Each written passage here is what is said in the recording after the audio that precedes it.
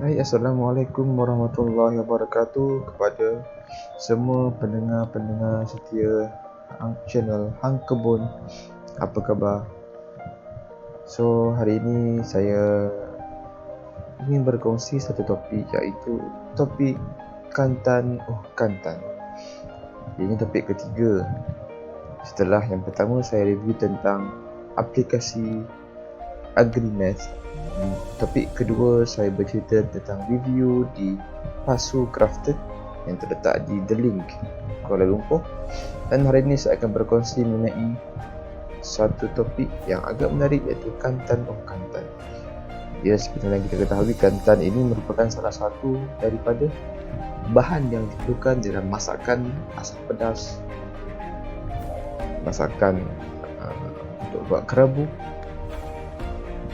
dan tak lupa juga untuk perubatan. Jadi mari kita lihat apa Hang Kebun buat pada minggu lepas. So, jom tengok.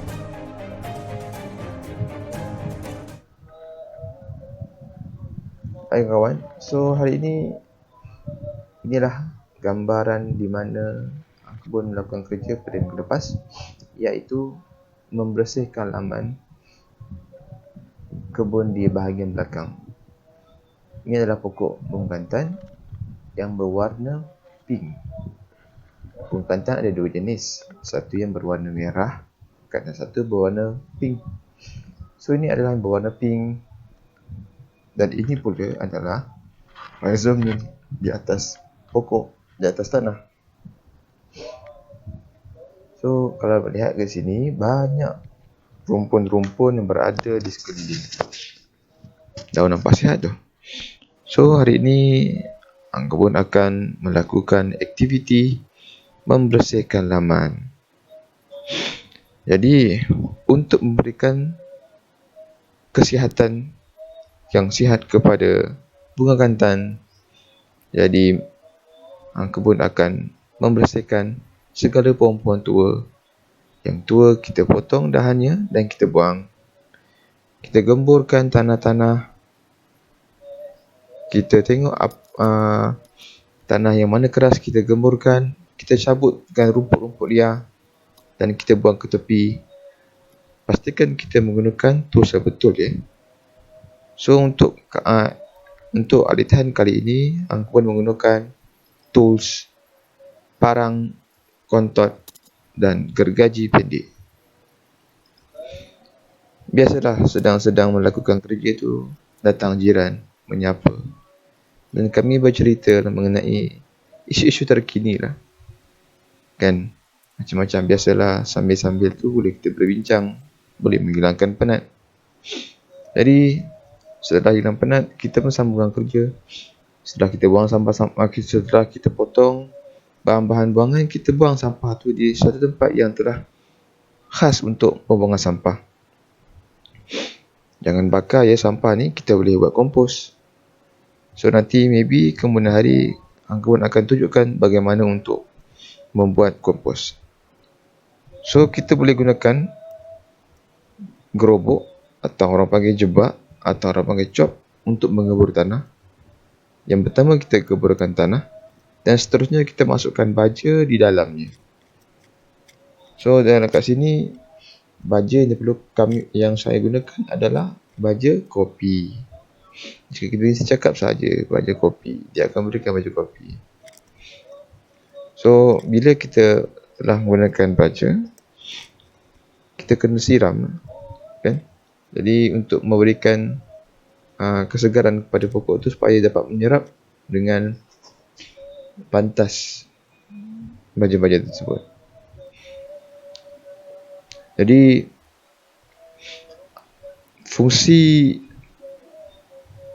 pengorekan lubang di sekeliling kantan ini sebenarnya adalah untuk memberikan satu pengairan yang baik. Kerana kantan perlukan pengairan yang bertakung dan air yang mengalir. So, sedang saya meneliti pokok, tiba-tiba ternampak satu sarang semut. Ya, sarang semut meneman saya. Patutlah saya rasa badan digigit-gigit. rupanya ada sarang semut berhampiran. Itulah teman saya pada masa saya mengemas bahagian belakang tersebut. Itu dia. Mereka melipatkan daun tersebut lalu berkumpul di dalamnya.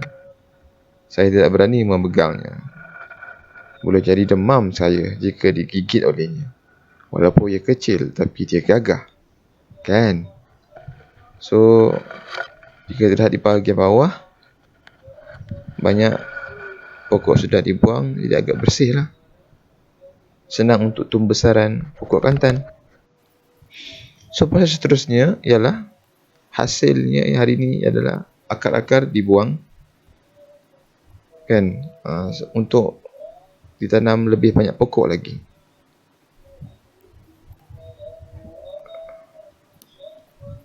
Ini adalah contoh-contoh akar yang telah dibersihkan.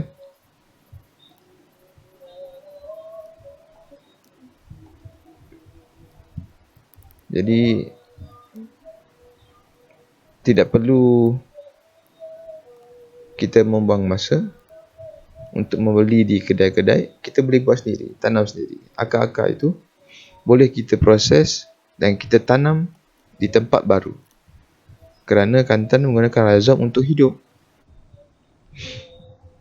So, ulang tayang secara perlahan bagaimana rupa akar tersebut setelah dibersihkan, supaya rakan-rakan boleh lihat bagaimana rupa bentuk bunga kantan, pokok kantan ya, rhizome dia. Mari kita lihat ya. So, inilah rupa rhizome kantan yang diceritakan. Kita hanya perlu tanam menggunakan ini sahaja. Saya lebih kurang dapat dalam 15 batang kantan.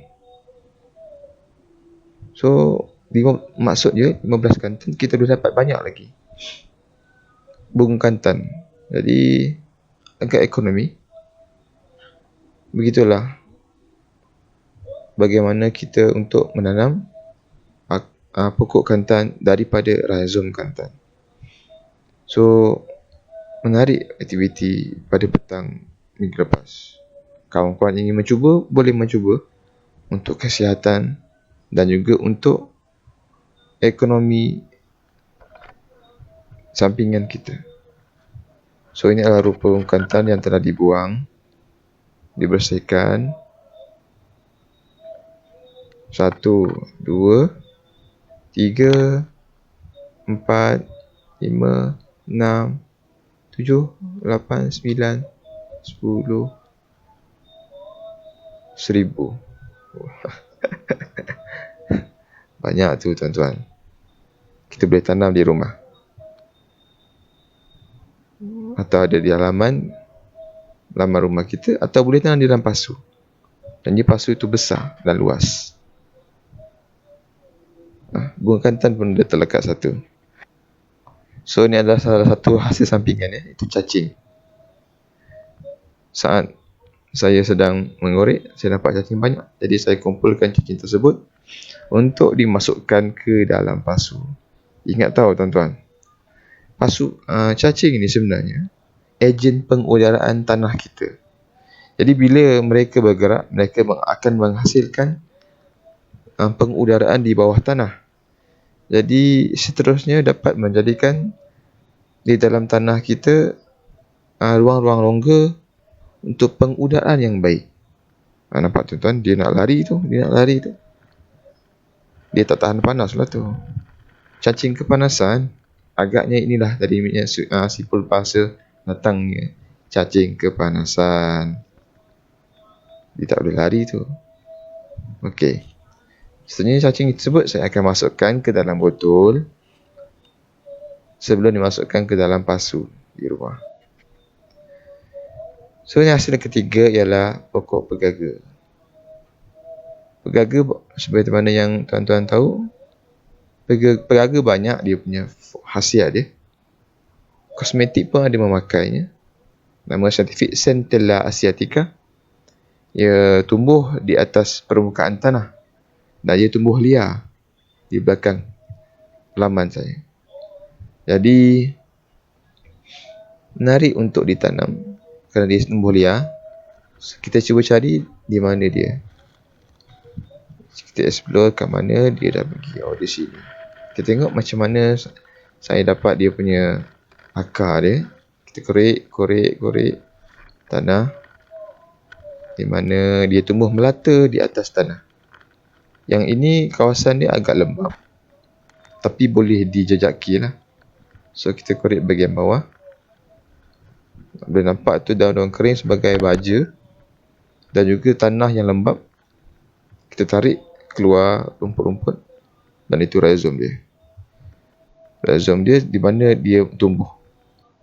Jadi saya rasa itu saja buat masa ni. Terima kasih atas kesudian mendengar celoteh daripada Hang Kebun. Moga-moga ia bermanfaat untuk kita semua. Mohon maaf jika ada kekurangan atau salah maklumat daripada saya mengenai kantan tersebut. Jadi jangan lupa kantan boleh menjimatkan duit dapur di rumah. Cuba kawan-kawan. Jangan lupa HK, kukutip ilmu setiap hari di jalanan. Jumpa lagi di hari episod yang lain.